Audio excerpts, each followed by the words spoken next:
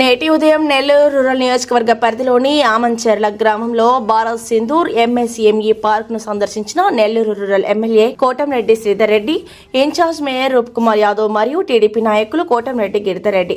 Nellore rural ప్రజల ఆకాంక్ష ముఖ్యమంత్రి చంద్రబాబు నాయుడు గారి ఆశీస్సులతో భారత్ సింధూర్ ఎంఎస్ఎంఈ పార్క్ పూర్తయింది. రూరల్ ఎమ్మెల్యే కోటంరెడ్డి శ్రీధర్ రెడ్డి గత వైఎస్ఆర్ కాంగ్రెస్ పార్టీ ప్రభుత్వంలో నెత్తి నోరు బాదుకున్నా పట్టించుకున్న నాదుడు లేడు. రూరల్ ఎమ్మెల్యే కోటంరెడ్డి శ్రీధర్ రెడ్డి ఇదే పని ఆనాటి గత వైఎస్ఆర్ కాంగ్రెస్ పార్టీ ప్రభుత్వంలో చేయమని ఆనాటి ముఖ్యమంత్రి వైఎస్ జగన్మోహన్ రెడ్డి గారిని పదే పదే అడిగినా పట్టించుకోలేదు. రూరల్ ఎమ్మెల్యే కోటంరెడ్డి శ్రీధర్ రెడ్డి గత అనేక సంవత్సరాలుగా ముఖ్యమంత్రి గారి నుంచి మంత్రులు ఎవరి దగ్గర తిరిగినా పని పూర్తి కాలేదు. కూటమి ప్రభుత్వం అధికారంలోకి వచ్చిన తర్వాత ముఖ్యమంత్రి చంద్రబాబు నాయుడు గారు, లోకేష్ గారు మరియు ఉప ముఖ్యమంత్రి పవన్ కళ్యాణ్ గారి ఆశీస్సులతో భారత్ సింధూర్ ఎంఎస్ఎంఈ పార్క్ పూర్తయింది. Incharge mayor Roop Kumar Yadav.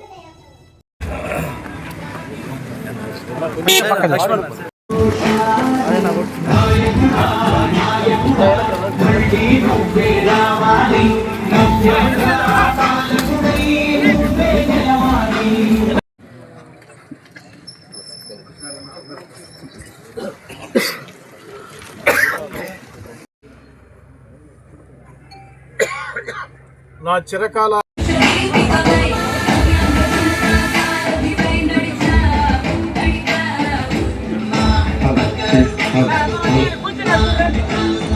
Hello వెనకాల ఉన్నటువంటి అందరు సీట్లు చూసిన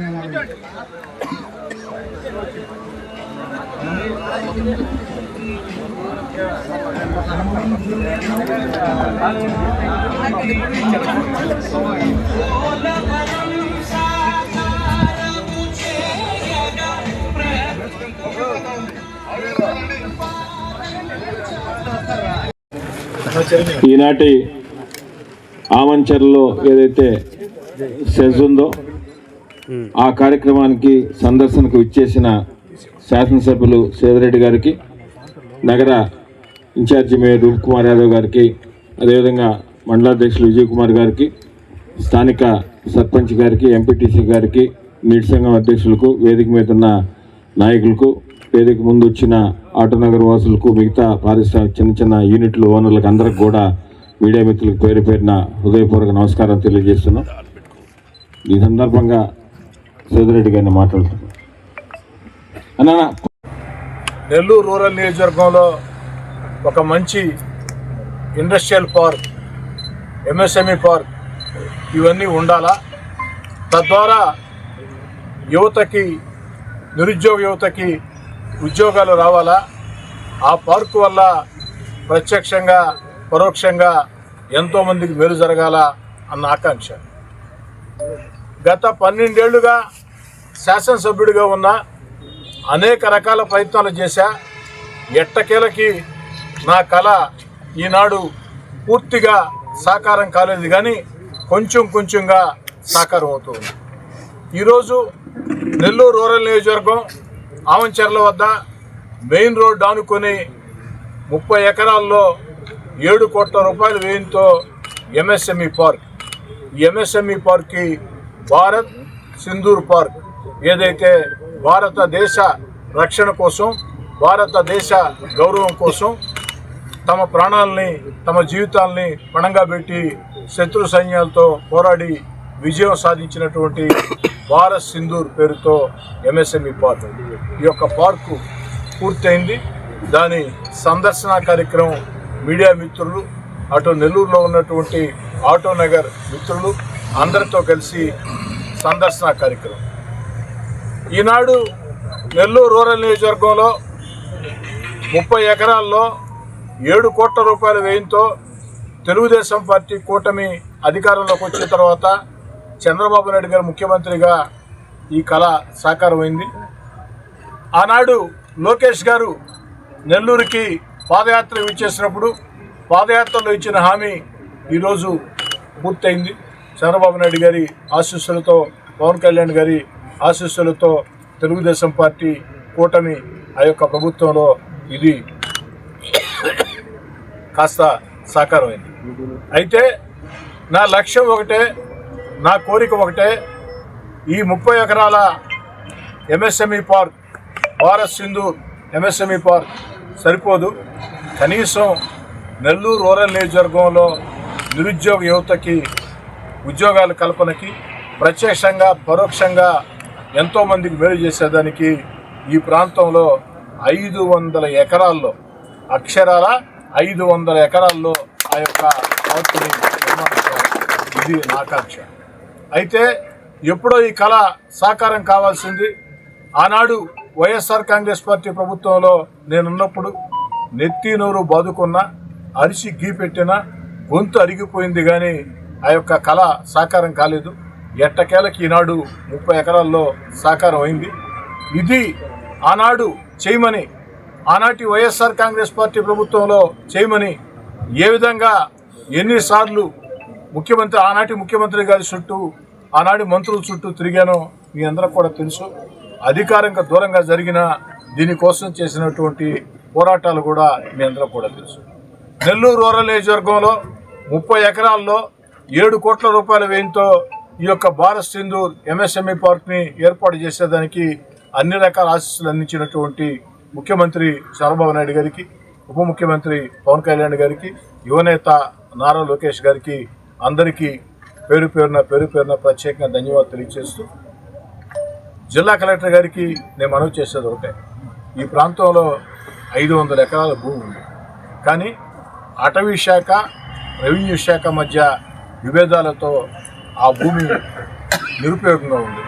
కాబట్టి జిల్లా కలెక్టర్ గారు చొరవ తీసుకుని ఇది అటవీ శాఖ మాది అంటుంది, కాదు మాది అని రెవెన్యూ శాఖ అంటుంది, రెండిటికి మధ్య పరిష్కారం చేయాలని, అలా పరిష్కారం కానప్పుడు ఇది రెవెన్యూ శాఖదైతే ఏ బాధ లేదు, ఆ యొక్క పార్కుని ఇక్కడ మనం వృద్ధి చేసుకోవచ్చు, మంచి ఇండస్ట్రియల్ పార్క్ని.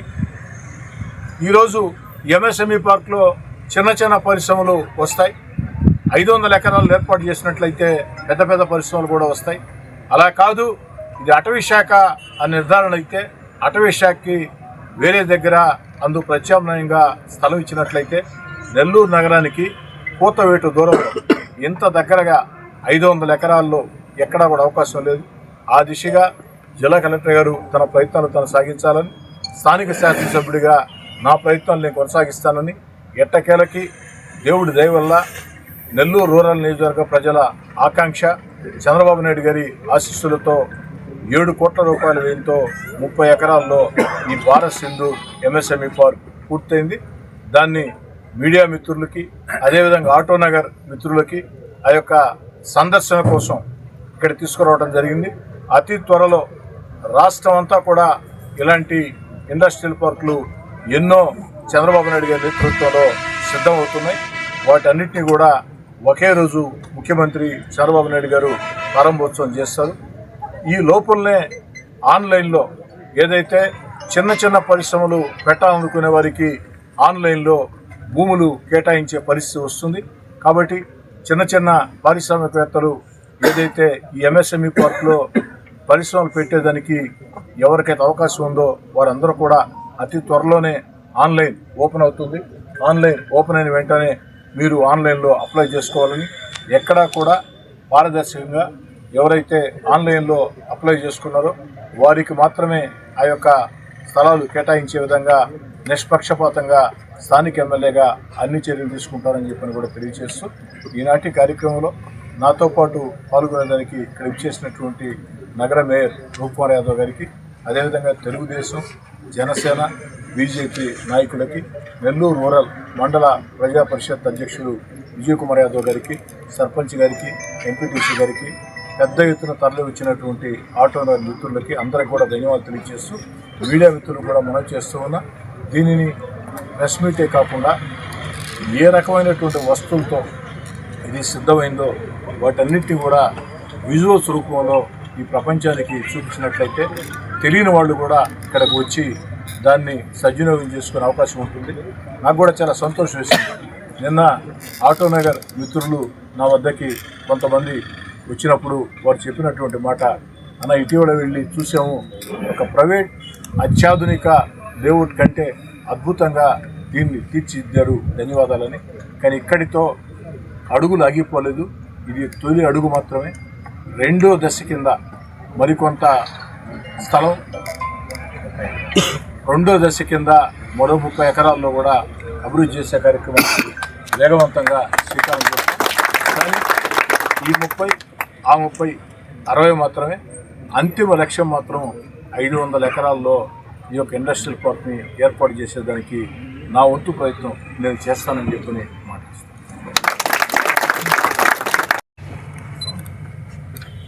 ఇక్కడ సుమారు 2016లో 562 ఎకరాల భూమికి భూసేకరణ చేయని నిమిత్తం ఏపీఐసి శాఖ వారు, రెవెన్యూ శాఖ వారు ప్రయత్నం ప్రారంభించారు. 2018కి సుమారు భూసేకరణ 480 ఎకరాల వరకు పూర్తయింది. పార్క్ ఏర్పాటు చేసే సందర్భంలో రెవెన్యూ ఫారెస్ట్ శాఖ వారు అభ్యంతరం వ్యక్తపరచడం, తదుపరి పారిశ్రామిక అడుగులు ఆగిపోయినాయి. గత 1 ఇయర్గా ఇక్కడ పారిశ్రామిక పార్క్ ఏర్పాటు చేయాలని గౌరవ ఎమ్మెల్యే గారు చేసిన ప్రయత్నము ఈరోజు మనందరికీ గోచరిస్తుంది.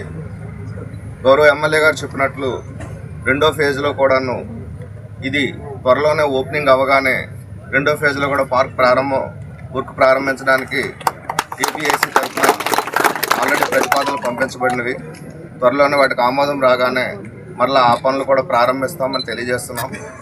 అదేవిధంగా జిల్లా కలెక్టర్ గారి ఆధ్వర్యంలో గౌరవ ఎమ్మెల్యే గారి సూచనల మేరకు ఫారెస్ట్ శాఖ, రెవెన్యూ శాఖ, ఏపీఐసి వారి మధ్య గత 15 రోజుల క్రితం ఒక సమావేశం ఏర్పాటు చేశారు గౌరవ కలెక్టర్ గారు.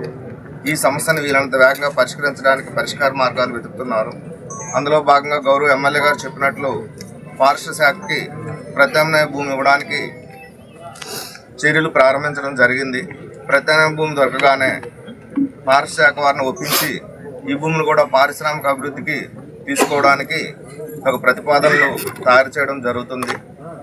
కాబట్టి ఈ ప్రాంతం అంతా కూడా భవిష్యత్తులో గౌరవ ఎమ్మెల్యే గారు, గౌరవ ముఖ్యమంత్రి గారి ఆశయాలకు అనుగుణంగా పారిశ్రామికంగా అభివృద్ధి చెందుతుందని ఆశిస్తున్నాను.